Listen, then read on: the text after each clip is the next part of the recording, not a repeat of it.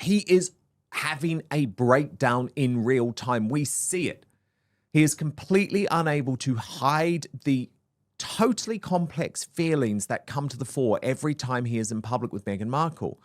In some ways, he does despise his wife. It's not about love. It's not about affection. It's about ownership, and it's about showing the world who is in control. And he can't stand that, and he cannot pretend that he can put up with it anymore. She had a post-divorce plan that was being instigated very early on because I think she thought it would have happened by now. But he's in such a bad way already. I mean, can it really get any worse?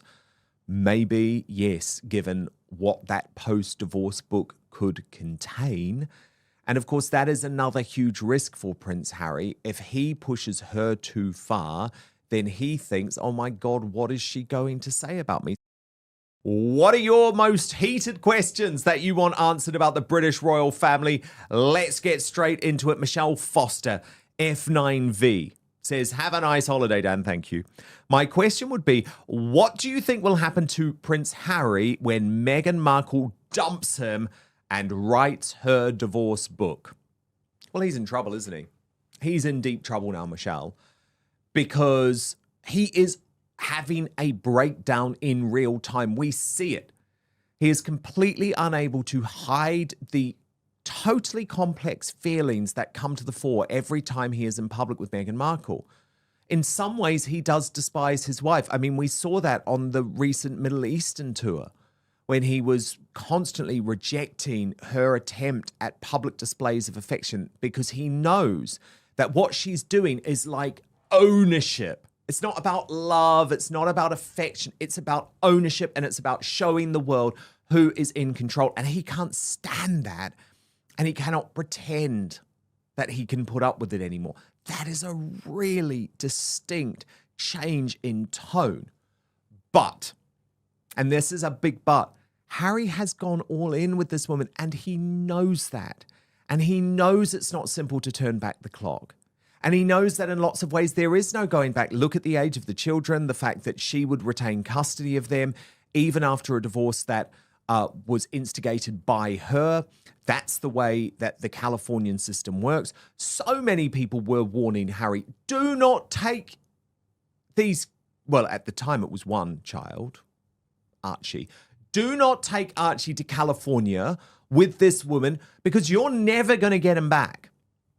And then the divorce book, that is the most extraordinary development for me. Now, you know, for a long time, people like me were reporting that Meghan Markle had a plan. She had a post-divorce plan that was being instigated very early on because I think she thought it would have happened by now. Of course, I guess she didn't realize how much Harry was going to be trapped into this horrible new life as a Montecito miserable prisoner. But it was once Vanity Fair. You know, Vanity Fair, like a mainstream American publication which uses fact checkers and really will only report on things that are very much agreed by the establishment Hollywood consensus or the New York consensus. And it was once Vanity Fair, in that cover article on Prince Harry and Meghan Markle, revealed that, yes, a post-divorce book was being pitched by Meghan Markle to publishers. And he still just accepted her lies.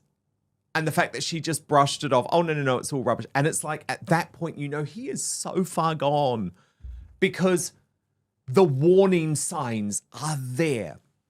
So look, once it happens, he will clearly be in a very bad way, but he's in such a bad way already. I mean, can it really get any worse?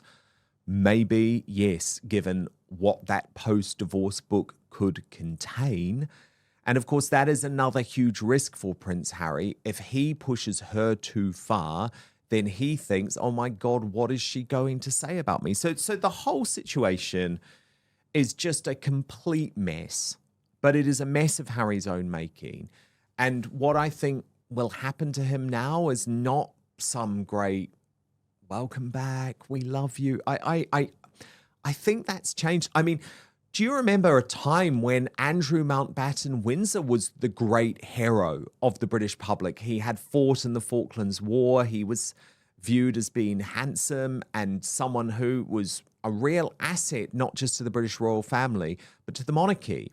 His behavior changed the way that we viewed him forever.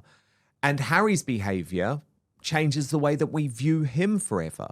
I do think there would be some people who would say, well, it was all down to Meghan Markle. And of course, to an extent, that is true. But Harry wrote those words in spare. Not literally, but, you know, he allowed those words written on his behalf in spare to go out. And I think for a lot of us, that was unforgivable with or without the influence of his wife. So what will happen to him? Well, maybe he would try and return more to the United Kingdom. We know he's already doing that. But would there be any great idea that he could retain his place in the British affections or go back to the type of YouGov polling that he once enjoyed? Where, remember, Harry was really the only living member of the only member of the British royal family able to outrank the late Queen in terms of the popularity stakes when she was still alive. So no, what would happen to him? He'd probably spend more time here. He'd split his time and he'd hope to regain the affections of the British public. He'd obviously be a somewhat eligible bachelor, and there would very much be interest, of course, in his next girlfriend and whether he would make a big mistake. But do I think that he would return to any great role? No, because he has wasted the opportunity. And in some ways, and I'll say this for allies of Harry because I'm not an ally of Harry and I never have been, but in some ways, the saddest thing about the past few years is that Harry himself knew how important this time was. He said it himself. There was only this very small window when George was too young to really be seen as the future. That was the short period that Harry had, and he's blowing it. He's blowing it for a woman. But this is the true Harry. He's a nasty guy. So, you know, he is a nasty guy. Honestly, I know lots of you believe that Harry totally changed as a result of Meghan Markle. And of course, he became a lot worse because she empowered him. But he was not a nice guy. He never was, okay? He was always rude. He was always arrogant. He was always entitled. So much of this was an act. Anyway, let's move on to Marianne Poultney 4096, who says, why is it so difficult for the monarchy to demand DNA tests on Meghan's children? So let me be very clear on this. Of course, the monarchy could make whatever demand they wanted, but it wouldn't be a demand that Harry and the two children had to fulfill.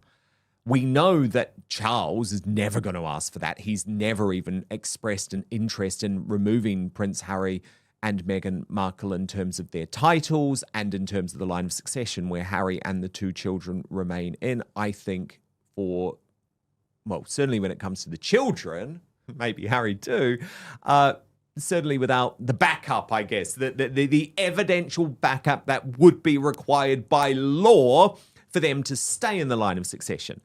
But you say, why is it so difficult for the monarchy to demand DNA tests? Well, for a couple of reasons. Firstly, at the moment, the monarchy has no desire to do that because the monarchy is run by King Charles and he doesn't even want to go down that path. But let's park that. Let's say William comes to the throne and he did want to go down this path. Well, he can make the demand.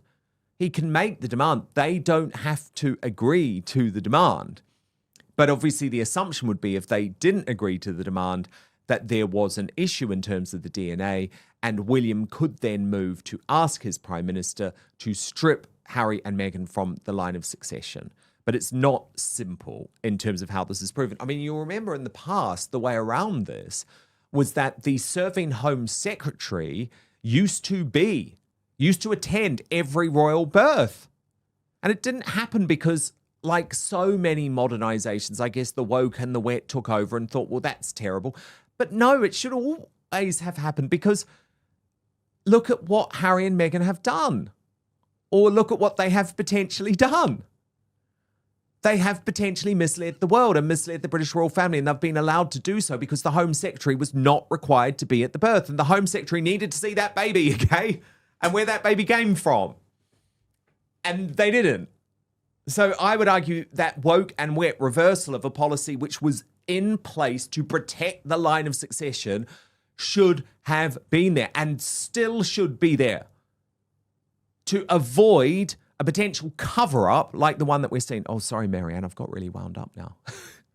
You wound me up. But that's why it's difficult. Do you see what I'm saying? It's difficult for so many reasons.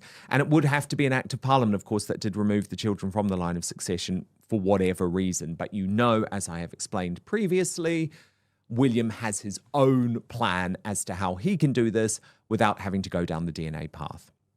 Sally Waters, this is such an interesting question, Sally, and I'm really glad you asked it because I don't think people think about this enough. She writes, what if William was to decide he didn't want the top job?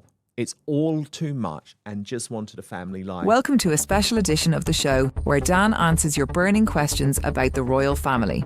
From the ongoing headlines surrounding Prince Harry and Meghan Markle to the future of the monarchy under King Charles, viewers have been sending in their thoughts, theories and questions from around the world.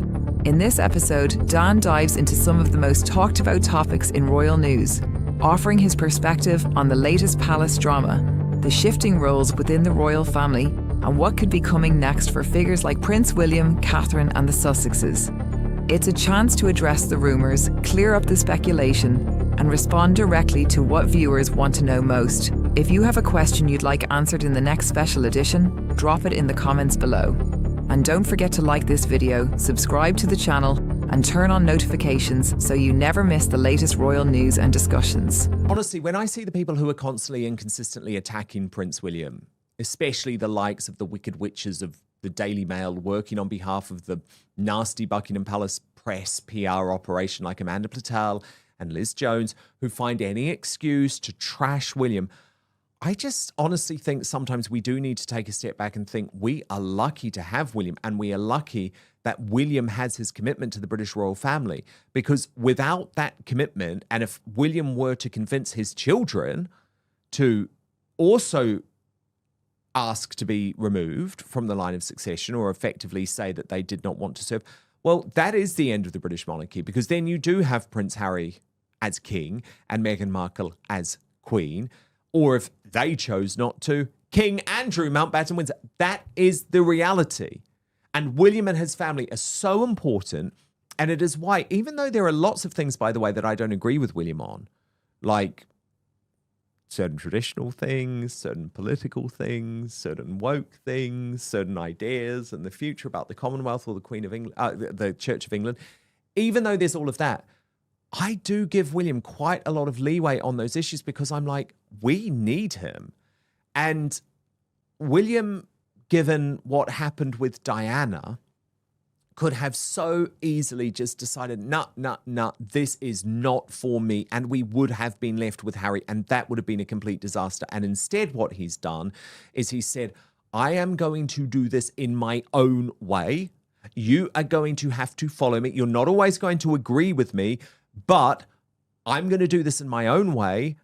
And as a result of that, I am going to deliver you 3 well-brought-up, well-balanced children who are the future of the monarchy and who you can trust to be the future of the monarchy.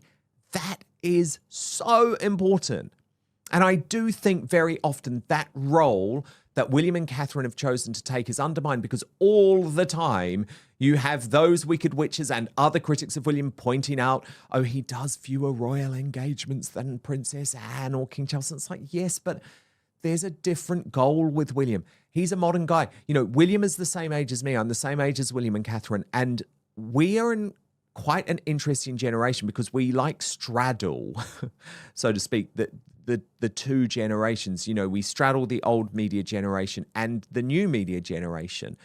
And I think William understands that it is the new media generation that is not engaged in the British royal family that is going to have to get engaged in some way in order for survival. And he wants to do modernization. I mean, he said modernization with a small m, but he does want to do it, and that is why. And so if William were to decide, I mean, I'm going to answer your question very directly, Sally, because I want to be direct today, and I so appreciate your questions and they're thought-provoking too. But if William were to decide he didn't want the top job and it's all too much and he wanted a family life, what happens